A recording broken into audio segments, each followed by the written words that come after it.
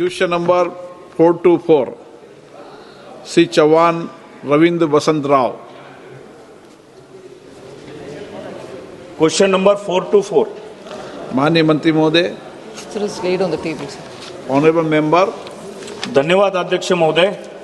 भारतवर्ष में बिल्डरों द्वारा वर्षों से अटकी पड़ी गई कई आवासीय परियोजना है, जिसमें देश के आम नागरिकों ने अपने जीवन भर की पूंजी एक आवास खरीदने के लिए लगा दी।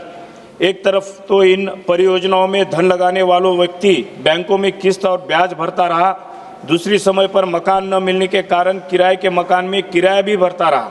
महोदय, एनबीसीसी जो कि एक सरकारी उपक्रम है, जो स्वामी फंड का उपयोग करते हुए कुछ अधूरी आवासीय परियोजनाओं को पूरा किया, किंतु ये परियोजनाएं भी रेरा द्वारा निर्धारित किए गए समय के अनुसार पूरा नहीं हो पाई है।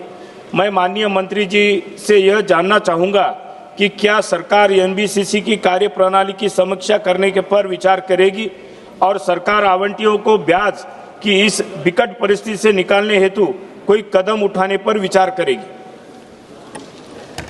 सर, ये स्वामी फंड के द्वारा जो एसेट्स को कंप्लीट करने के लिए लिया जाता है, उसके लिए अलग मॉनिटरिंग टीम होता है। एसबीआई कैप के द्वारा केंद्र सरकार इस प्रोजेक्ट को चलाती है और उसमें प्रोजेक्ट कंप्लीशन के लिए अगर एनबीसीसी को पिक्चर में आना पड़ा और अगर वो कुछ दिक्कत में है, वो रिव्यूइंग कमेटी जो एसबीआई कैप का है वो रिव्यू करेगी। वैसे भी हम फेज़ 1 कंप्लीट करने के बाद फेज़ 2 भी लॉन्च कर रहे हैं।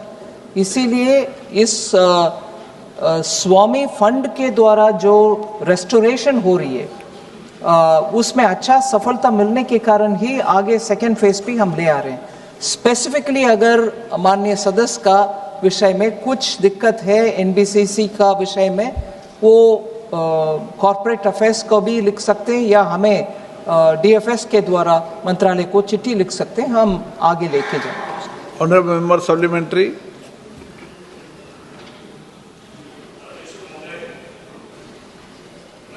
आपके माध्यम से माननीय मंत्री जी से जानना चाहूँगा कि स्वामी कोष परियोजनाओं के चयन के लिए विशिष्ट मापदंड क्या है।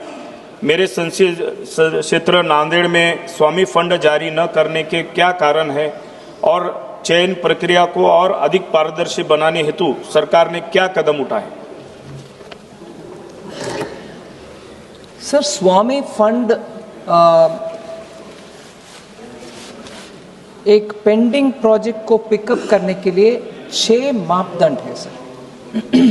मैं विस्तार से नहीं जाते हुए वो 6 क्या है मैं बोल देती हूँ।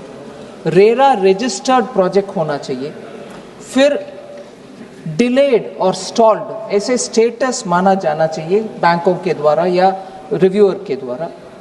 थर्ड, नेटवर्थ पॉजिटिव होना चाहिए, उस प्रोजेक्ट का नेटवर्थ पॉजिटिव मतलब उससे रियलाइजेबल वैल्यू कितना होगा, उससे कम होगा उनका इनकम्प्लीट वर्क, मतलब expected value of sold receivables plus the value of unsold inventory is higher than the total cost required to complete the project itself. ये क्राइटेरिया उपयोग करते हैं हम। Fourth condition, affordable middle income category का project होना चाहिए। अपर income का project के लिए ये प्रोजेक्ट नहीं है। मिडिल इनकम का प्रोजेक्ट मतलब क्या है? MMR priced less than 2 crore, each unit should be less than 2 crore और 2000 square feet के अंतर एरिया होना चाहिए, या it cannot be 4000 square feet flat और अकोमोडेशन। फिर एनसीआर, चेन्नई, कोलकाता, पुणे, हैदराबाद, अहमदाबाद, बेंगलुरु, इन एरियाज में 1.5 करोड़ के नीचे होना चाहिए एक यूनिट का कॉस्ट। बाकी पूरा देश के लिए 1 करोड़ के नीचे होना चाहिए।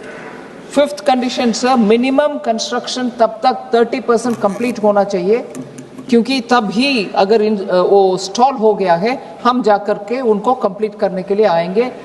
प्रोजेक्ट शुरू ही नहीं हुआ फिर तो स्वामी अवेलेबल नहीं है। एंड लास्ट कंडीशन सर, वो एनपीए प्रोजेक्ट को क्लासिफिकेशन एनपीए और undergoing insolvency proceedings under the NCLT ऐसे कैरेक्टर जिस प्रोजेक्ट का है उसी को एलिजिबिलिटी बताया जाता है। सो ये 6 कंडीशन जहां भी फुलफिल होती है वहां हम स्वामी को ले आए।